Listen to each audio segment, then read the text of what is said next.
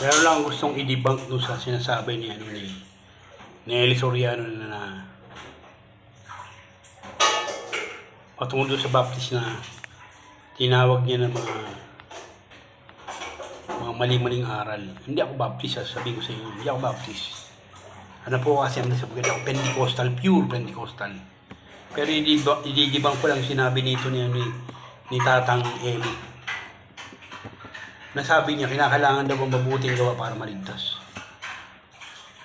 Di, wala nang sa-isa ang ginawa ng Panginoon. Sinabi niya na, it is finished. Nothing to add. It is finished. It is done.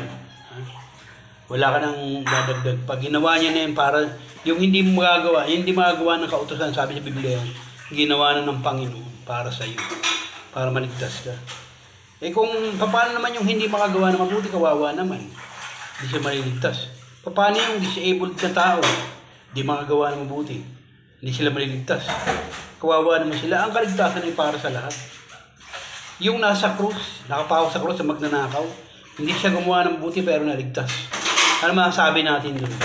Ang inaano niya, yung talata na inaano niya, kinakalam, kasi daw ang pananampalatayang walang gawa ay patay.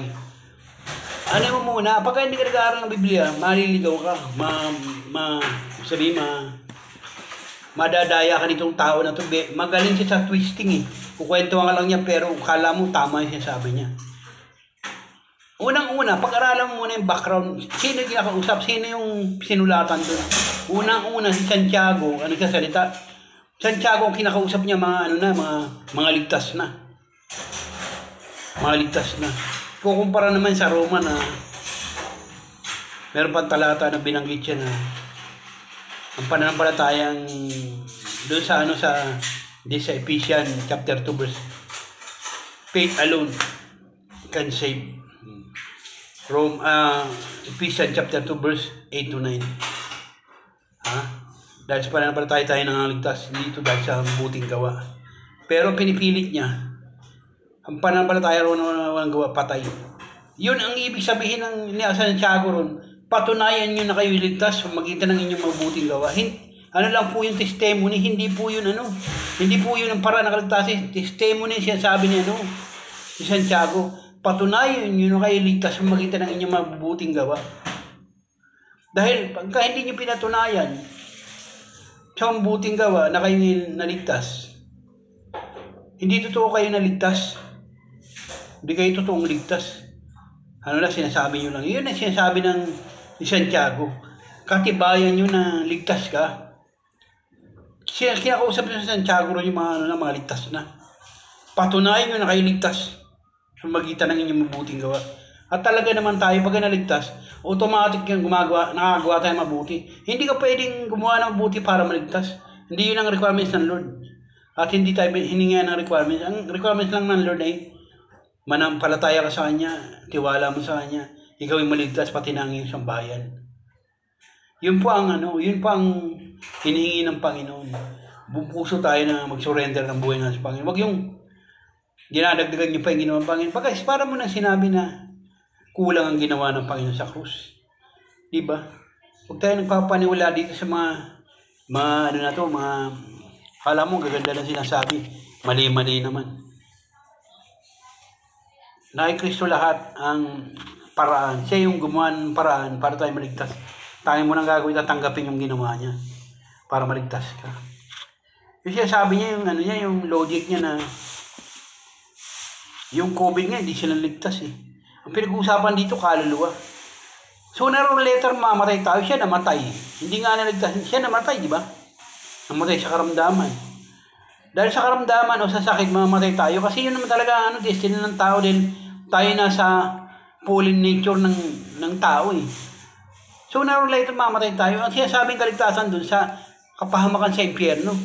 Ang sinasabi niya sa yung kamatayan dito sa lupa. Hindi yun. Napaka engot naman itong tumanda na lang eh. Akala mo naman, napakatalino. Huwag kami. Huwag ako. Kasi kung ako hindi ako nagbabasa ng Biblia, pwede mo akong dayain. Kung hindi ako nagkasaliksik, hindi ako tatanong sa Panginoon. Sapat na yung sinabi ng pastor na ang may espiritu ng Diyos, siya yung mga anak ng Diyos. Yung sinasabi niyang sa anghel na umalis doon sa langit, nasa kaligtasan na yung mga anghel eh, umalis lang eh.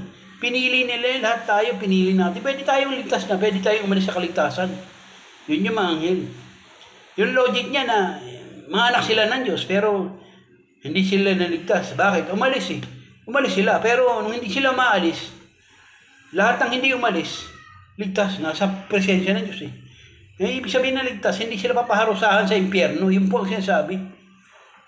Kaya tayo, maging ano tayo, mapag-masid, mapag-aral tayo, mapalabas tayo. Huwag tayo yung nangalang, kung ano sinasabi, parang ang galing nung sinasabi nitong tao na to.